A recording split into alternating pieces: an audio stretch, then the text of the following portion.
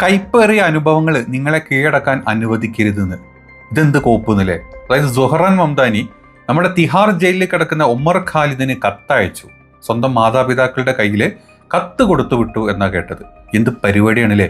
നമ്മളിവിടെ രാജ്യദ്രോഹ കുറ്റമൊക്കെ ചുമത്തി ഒരു ഭീകരവാദിനെ ജയിലിലിട്ട് കഴിഞ്ഞാൽ അമേരിക്കയിലെ ന്യൂയോർക്കിന്റെ മേയർ കത്തയക്കുക, ഒന്നും പേടിക്കേണ്ട, അജ്ജ് ബേജാറാവരുത്, ഇങ്ങനത്തെ പല പരിപാടികളും അമ്മമാർ കാണിച്ചു കൂട്ടും, അതിലൊന്നും തളരരുത്, അതിലൊക്കെ റെഡിയാക്കി നമ്മൾ കൂടുതൽ ശക്തിയോടെ തന്നെ പുറത്തോട്ട് വരണമെന്ന്.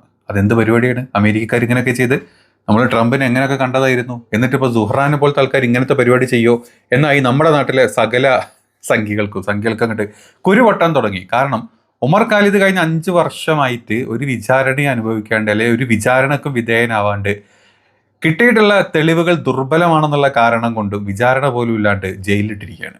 UAPA കുറ്റമാണ് ചുമത്തിയത്.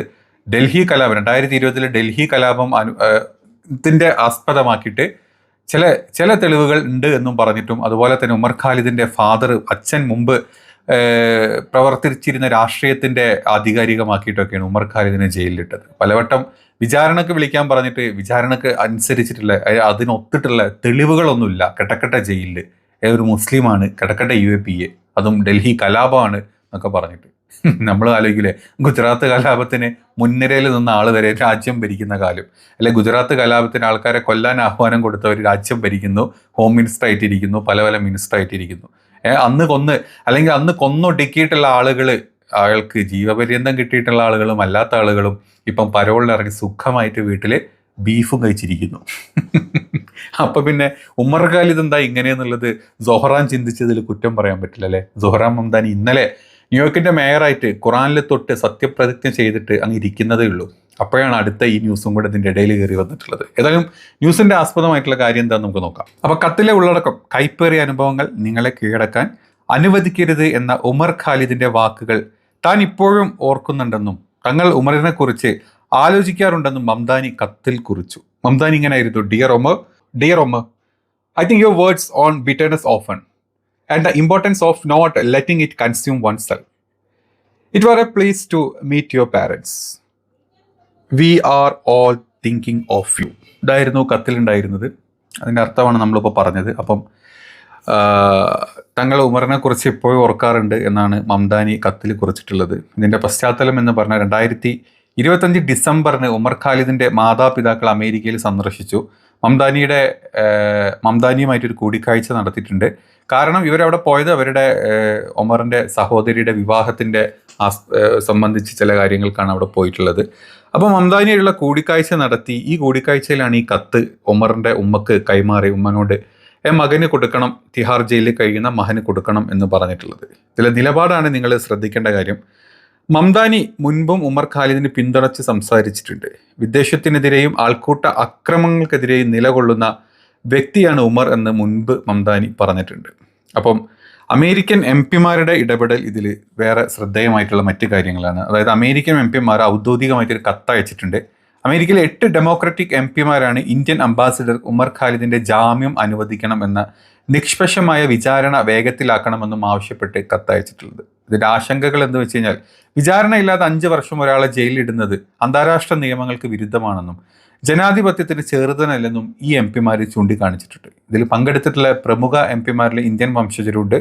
അതിൽ ഇന്ത്യൻ വംശജായിട്ടുള്ള പ്രമീള ജയ്പാൽ ഉണ്ട്, പിന്നെ അതല്ലാണ്ട് ജിം മാക്സ്വൺ ഉണ്ട്, പിന്നെ ജാരി റക്സിൻ ഉണ്ട്, അതും അല്ലാതെ റഷിദ തൊലൈബ എന്ന് തുടങ്ങിയവരും ഈ 8 പേരിൽ ഉൾപ്പെടുന്നുണ്ട്.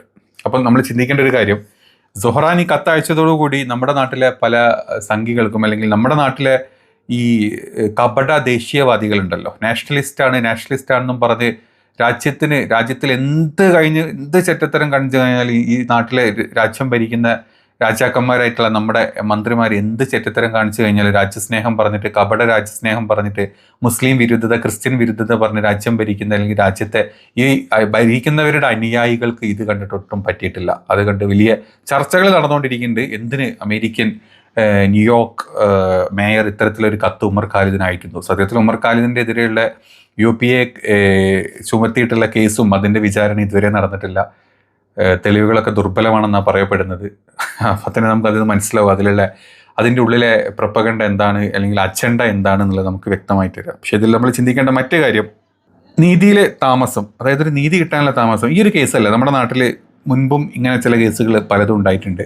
വിചാരണക്ക് പോലും വിധേയനാകാത്ത ചില രാഷ്ട്രീയ തൽപര കക്ഷികളുടെ ആവശ്യപ്രകാരം അല്ലെങ്കിൽ ഇത്തരത്തിലുള്ള ആവശ്യപ്രകാരം അവർക്ക് വേണ്ടിയിട്ട് ഇത്തരത്തിലുള്ള ആളുകളെ ജയിലിലിടുക, അല്ലെങ്കിൽ അവർക്കെതിരെ കൈ ചൂണ്ടി സംസാരിച്ചിട്ടുള്ള ആളുകളെ ജയിലിലിടുക, ഇത്തരത്തിലുള്ള കേസുകൾ ചുമത്തി ജയിലിലിടുക എന്നുള്ളത് നമ്മുടെ നാട്ടിൽ വളരെ കോമൺ ആയിട്ട് ഇപ്പം കണ്ടുകൊണ്ടിരിക്കുന്ന കാര്യമാണ്. രാഹുൽ ഗാന്ധി പ്രതിപക്ഷം എപ്പോഴും പറയുന്ന കാര്യം, നമ്മുടെ നാട്ടിലെ സകല ഡിപ്പാർട്ട്മെന്റിന് സകല എന്താ പറയുക, ഇത്തരത്തിലുള്ള NIA, ED, CBI, ഇത്തരത്തിലുള്ള എല്ലാ ഡിപ്പാർട്ട്മെന്റിനും കോർട്ടുകളെ വരെ പൈസ കൊടുത്ത് ഹൈജാക്ക് ചെയ്ത് വെച്ചിരിക്കുന്ന ഒരു രാജ്യഭരണമാണ് നമ്മുടെ നാട്ടിൽ ഇപ്പം നടന്നുകൊണ്ടിരിക്കുന്നത്. അപ്പം ജനാധിപത്യം ദുർബലമാക്കിയിട്ടുള്ള ഒരു അവസ്ഥയാണ് ഈ കാര്യങ്ങൾ.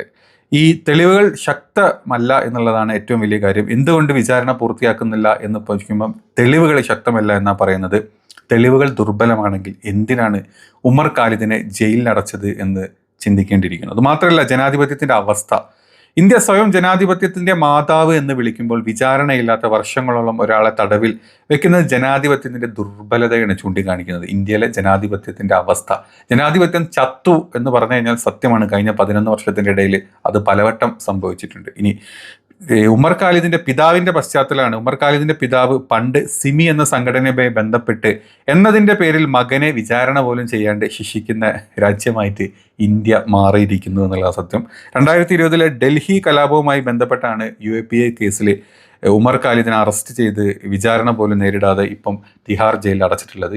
ഇതിൻ്റെ ഇടയിൽ കഴിഞ്ഞ 1 മാസം മുമ്പാണ് ഒരു ജാമ്യം കൊടുത്തിട്ടുണ്ടായിരുന്നത് സഹോദരിയുടെ കല്യാണത്തിന് പങ്കെടുക്കാൻ. അതിനു മുമ്പ് 2023 ഒരിക്കൽ ജാമ്യം കിട്ടിയിരുന്നു. അതല്ലാണ്ട് വിചാരണ പോലും ഇല്ലാണ്ടാണ് ഇപ്പം ഉമർ ഖാലിദ് ജയിലിൽ കഴിയുന്നത്. അപ്പം സൊഹ്റാൻ മംദാനിക്ക് ഇത്തരത്തിലുള്ള ചിന്തകൾ, അല്ലെങ്കിൽ ഇത്തരത്തിൽ ചിന്തിക്കുന്ന ഒരാളും ഇത്രയും വിഷനറി ഉണ്ട് എന്ന് നമുക്ക് ഇതിലുള്ള മംദാനിയുടെ പല പ്രതികരണങ്ങളും, മംദാനിയുടെ പല ഇത്തരത്തിലുള്ള കാര്യങ്ങളും കാണുമ്പോൾ നമുക്ക് മനസ്സിലാവും. ഖുർആൻ 1 അല്ല 2 ഖുർആൻ തൊട്ട് സത്യപ്രതിജ്ഞ ചെയ്തപ്പോൾ ആ ഖുർആൻ്റെ പശ്ചാത്തലം എന്താണ്, അതിൻ്റെ ചരിത്രം എന്താണ് നമ്മൾ കഴിഞ്ഞ വീഡിയോ പറഞ്ഞു. എടുക്കുന്ന ഓരോ മൂവ്മെൻറ്റും ഓരോ കാര്യങ്ങളും വ്യക്തമായിട്ടുള്ള മറുപടിയാണ് പല കാര്യങ്ങൾക്കും സൊഹ്റാൻ്റെ സൈഡിൽ നിന്ന് വരുന്നത്. തീർച്ചയായിട്ടും ഭാവി അമേരിക്കൻ പ്രസിഡന്റ് ആവാൻ ഇപ്പോൾ എന്തുകൊണ്ടും യോഗ്യനായിട്ടുള്ള ഒരു വളർന്നു വരുന്ന ഏറ്റവും യങ്ങസ്റ്റ് മേയറാണ് അമേരിക്കയുടെ ചരിത്രത്തിൽ ആദ്യമായിട്ടുള്ള യങ്ങസ്റ്റ് മുസ്ലിം ഏഷ്യൻ എന്താ പറയുക, ഖുർആൻ തൊട്ട് സംസാരിച്ച ഒരു മേയർ. അത് അന്നും ഇന്നും എന്നും സൊഹ്റാൻ തന്നെ ആയിരിക്കും. ഏതായാലും നോക്കാം ഉമർ ഖാലിദിൻ്റെ അവസ്ഥ എന്താണെന്നൊക്കെ. നമ്മുടെ രാജ്യത്തെ ആളുകൾ ഏത് രീതിയിൽ തീരുമാനിക്കും എന്താവും എന്നുള്ളതൊന്നും അറിയില്ല. കണ്ടു തന്നെ അറിയാം.